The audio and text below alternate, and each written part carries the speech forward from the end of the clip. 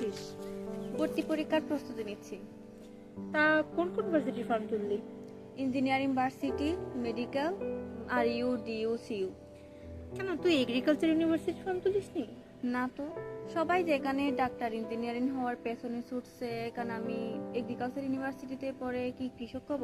আচ্ছা, আমার একটা প্রশ্নের উত্তর দে তো। বাংলাদেশ মূলত কোন সেক্টরের উপর বেশি নির্ভরশীল?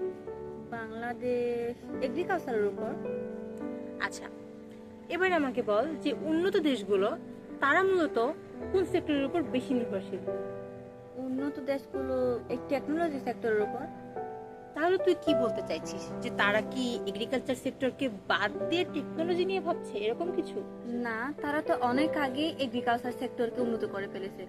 এক্স্যাক্টলি, যেখানে উন্নত দেশগুলো অনেক আগেই এগ্রিকালচার সেক্টরটাকে ভিত্তি স্থাপন করে টেকনোলজির দিকে এগিয়ে যাচ্ছে, সেখানে দেখ আমরা আমাদের এগ্রিকালচার সেক্টরটাকে ডেভেলপ করতে পারিনি।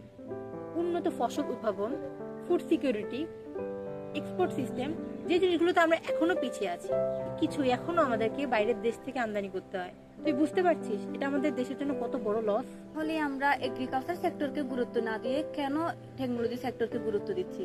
এক্স্যাক্টলি, আমাদের প্রথম কনসার্ন হওয়া উচিত এগ্রিকালচারকে নিয়ে। তুই ভাব, যদি আমরা রিসার্চ করে বেটার ভ্যারাইটি প্রডিউস করতে পারি, তাহলে শুধু আমরা নিজেদের দেশের খাবার জন্য নয়, বাইরেও সেটা বিক্রি করতে পারি, আর সেটা আমাদের দেশের জন্য কত বড় বেনিফিশিয়াল।